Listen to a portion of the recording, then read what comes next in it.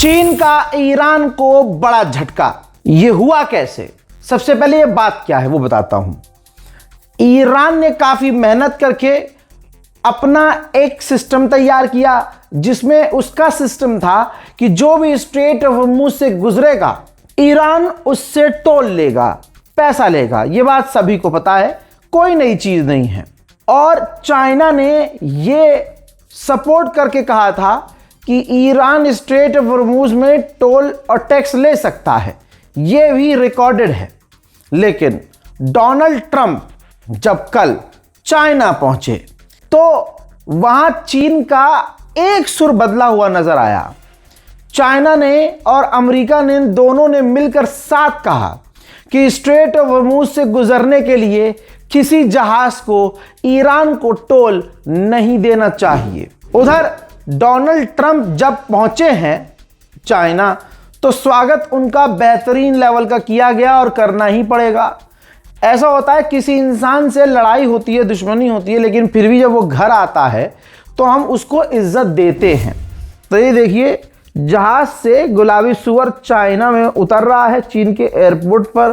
Fact की बात अब ये है कि शी चिनपिंग रिसीव करने के लिए नहीं पहुंचे थे। उपराष्ट्रपति चाइना का पहुंचा था लेने के लिए, लेकिन शी चिनपिंग ने अपनी जो है दिखाई है यहां पर कि वो खुद नहीं पहुंचे ट्रंप को रिसीव करने के लिए। बाकी सारे इंतजामात बहुत खतरनाक और बेहतरीन लेवल के थे। दोस्तों कल रात को ही डोनाल्ड ट्रंप पहुंच चुके हैं चाइना। अभी तक शी चिनपिंग से मुलाकात नहीं हुई है। आज शी चिनपिंग से आमने सामने मुलाकात होगी। भारत आए हुए हैं ईरान के विदेश मंत्री। इस पर तरह तरह की बातें बढ़ा चढ़ाकर गोदी मीडिया आपको बताएगा, लेकिन हकीकत यह है कि ब्रिक्स की मीटिंग होने वाली है भारत के अंदर, जिसके बारे में तो 15 दिन पहले आपको बताया था मैंने। जिस मीटिंग में शामिल होने के लिए ईरान के विदेश मंत्री भारत आए हैं, उनका स्वागत भारत के अंदर वीवीआईपी के तौर पर किया गया। एक दोस्त की तरह, जैसे दोस्त का स्वागत होना चाहिए वैसे ही किया गया। उधर नेटो की मीटिंग में कुवैत, कतर, बहरीन और यूएई, ये 4 देश शामिल होंगे।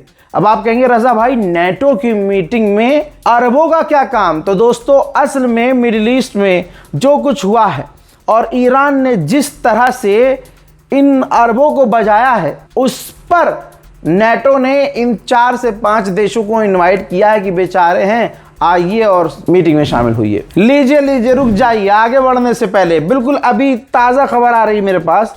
मंजर देखिए, ये देखिए शी चिनपिंग, जी हाँ, मुलाकात शुरू हो चुकी है। डोनाल्ड ट्रंप और चीन के राष्ट्रपति की मुलाकात हो चुकी है। अब ये तमाम मुलाकात होने के बाद 12-18 घंटे गुजरने के बाद ही सामने आएगा कि दोनों देशों के बीच क्या क्या डील हुई है। एक इंटरव्यू हुआ है, उस इंटरव्यू में अमेरिका के विदेश मंत्री ने चाइना से रिक्वेस्ट की है कि चाइनीज अपना इन्फ्लुएंस इस्तेमाल करके ईरान को प्रेशर मिले और स्ट्रेट ऑफ हॉर्मुज खुलवा दें। तो जरा गौर करने वाली बात यह है हजरत मोहतरम कि अमेरिका साम दाम दंड भेद इस्तेमाल कर चुका है, लेकिन ईरान स्ट्रेट ऑफ हॉर्मुज खोल नहीं रहा। आज ये नौबत आ गई है कि अमेरिका तमाम अपने दुश्मनों से मिल रहा है। समझ नहीं रहे, ये तो खुला आपको दिख रहा है ना। अरे जो अमेरिका चाइना को धमकी दे रहा था, जो ताइवान को हथियार से भर रहा था और बात बात पे चाइना को धमकी दे देता था ट्रंप, आज वही ट्रंप जब ईरान से पिटा है तो दौड़ता हुआ चीन के पास गया है। तो अब आप समझ लीजिए ईरान की ताकत क्या है। देखिए मैं स्टूडियो में हूं या ना हूं, मेरी टीम लगातार स्टूडियो में है। मैं किसी अपने सरकारी काम, भैया इतना सच बुलवाया है आपने कि कहीं भी तारीख हो सकती है तो जाना पड़ता है, समझ रहे हो, स्टेट के बाहर स्टेट के अंदर, तो इशारों में आपको बता रहा हूं। लेकिन आप देखिए कि हमारी टीम पल पल की खबर रख रही है। जैसे ये देखिए भाई, यूरोप में अमेरिका का परमाणु बॉम्बर उड़ता हुआ नजर आया है। कल मैंने बताया था कि परमाणु पनडुब्बी भी मिडिल ईस्ट में देखी जा रही है अमेरिका की, और पिछले महीने भर से आपने देखा कि मिडिल ईस्ट में अमेरिका तैनाती जो कर रहा है वो नेक्स्ट लेवल की है। ऐसा लग रहा है कि डोनाल्ड ट्रंप ईरान के समर्थक देशों को मिलकर शांत कर रहा है और ईरान को अकेला करने की कोशिश कर रहा है। आगे की सुन लीजिए, मोदी जी पूरी दुनिया घूमेंगे एकदम बढ़िया ट्रिप पर, लेकिन तुम्हें बोलेंगे घर से बाहर मत निकलो। एयर इंडिया हमारे मुल्क की सरकारी एयरलाइंस जिसके नाम में इंडिया है, एयर इंडिया अपनी इंटरनेशनल फ्लाइट के कुछ रूट कैंसिल करने वाला है, या यूं कह दूं आपको आसान भाषा में कि अब विदेश के लिए जो एयर इंडिया है वो कम से कम उड़ान भरेगी।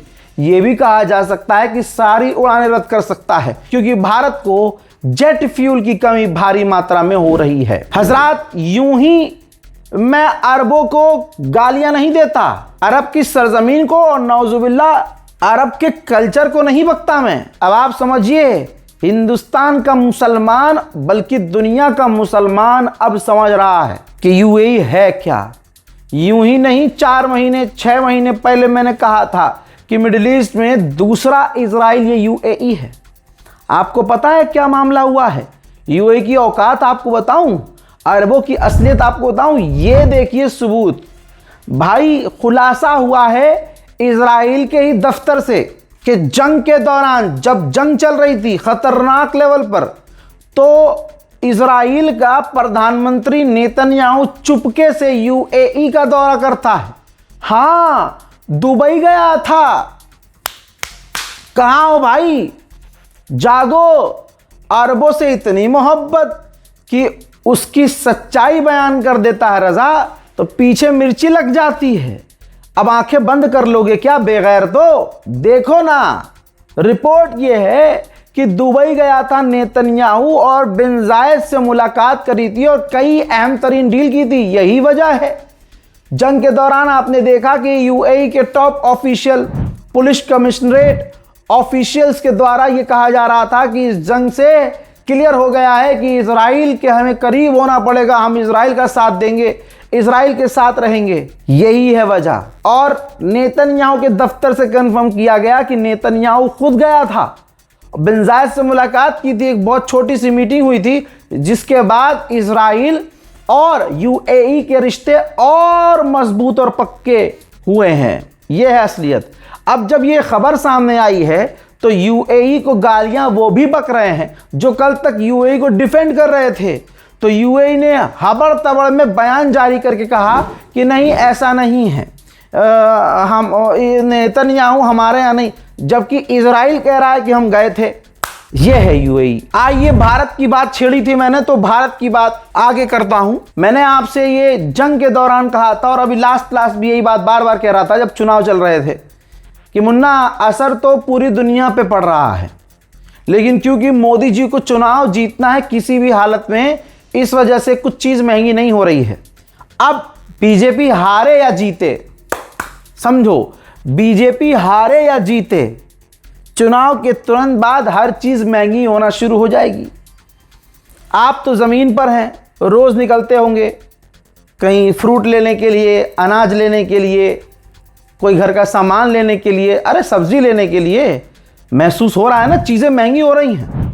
लीजिए, मुबारक हो, मोदी जी पर भरोसा करने का एक बार फिर से पूरे भारतवासियों को और भजपिल्लों को फायदा हुआ है। 2 रुपया दूध के दाम भी बढ़ गए हैं। 2 रुपए अमूल ने बढ़ाया है और मदर डेयरी ने बढ़ाया है, धीरे धीरे अब सब बढ़ाएंगे। हज़रात, एक तस्वीर और दिखाना चाहूंगा।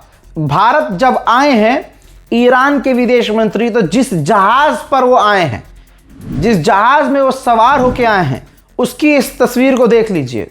जहाज के ऊपर #मिनाब 168 लिखा हुआ था। अब्बास अरागची ब्रिक्स की मीटिंग में शामिल होने के लिए भारत आए हैं। जहाज के ऊपर बड़ा बड़ा लिखा गया है मिनाब 168। 168 लड़कियां अमेरिका ने जो कत्ल की हैं, ईरान उन्हें भूल नहीं रहा है और इंशाल्लाह वो भूलने देगा भी नहीं। मोदी का क्या है भाई, वो तो प्रधानमंत्री है, उसको तुम रोक नहीं सकते। अगला पूरी दुनिया को रोककर, पूरे भारत को रोककर चला गया कि कहीं मत जाना, कहीं मत घूमो, घर में रहो, ये करो।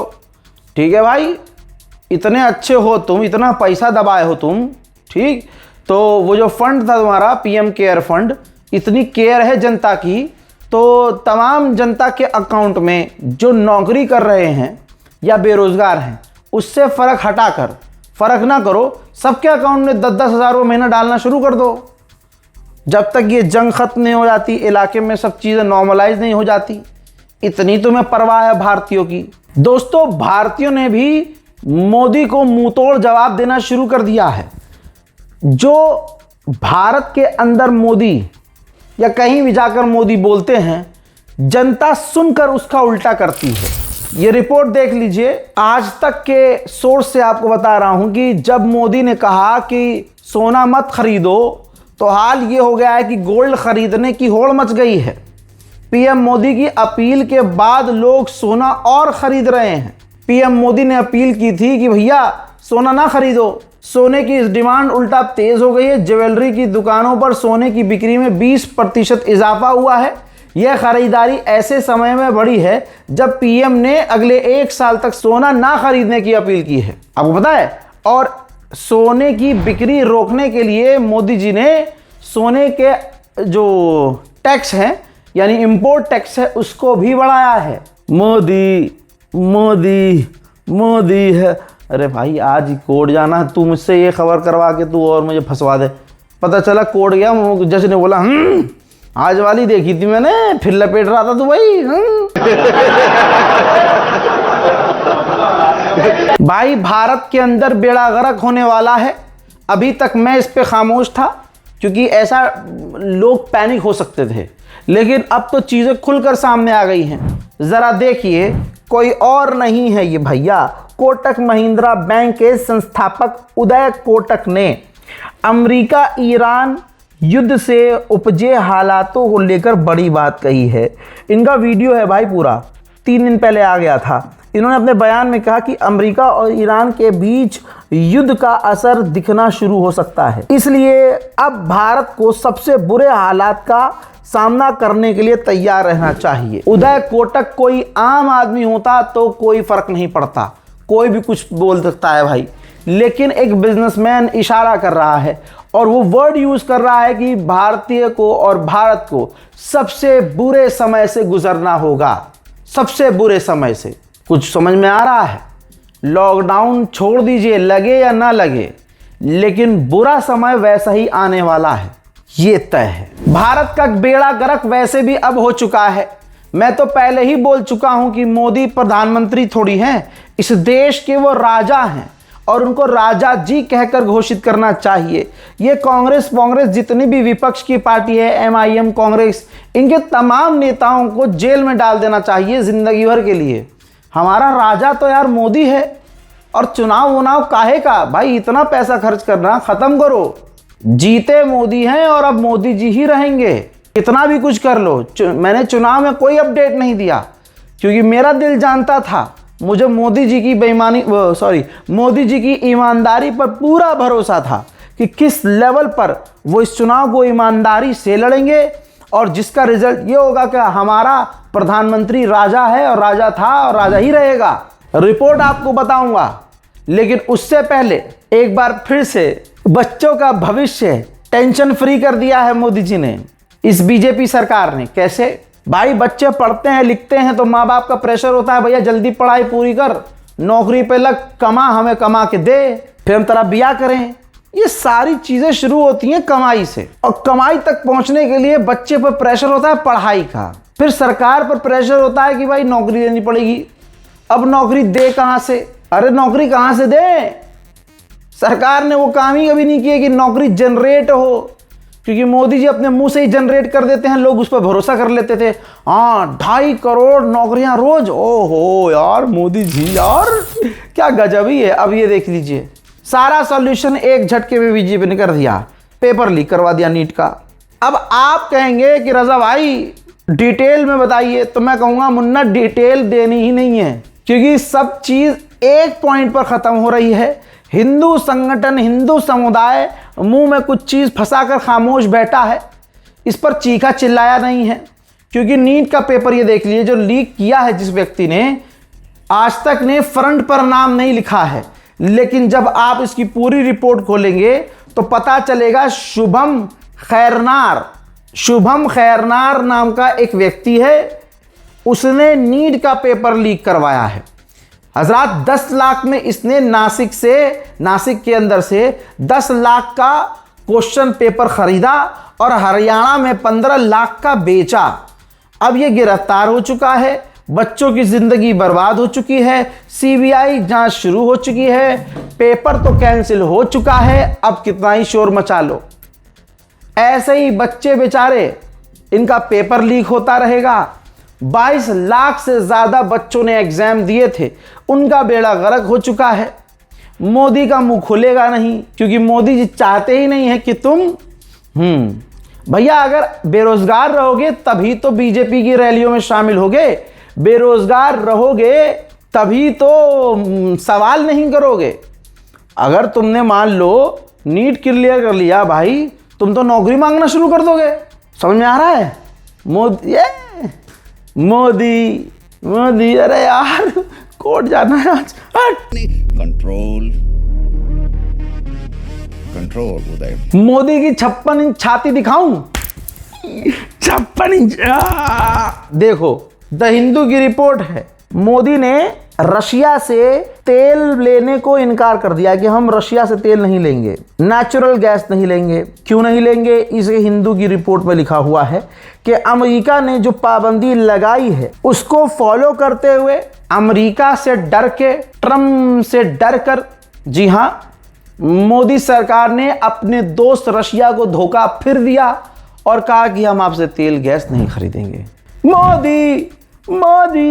मोदी है तो ओ ला मोदी जिंदाबाद।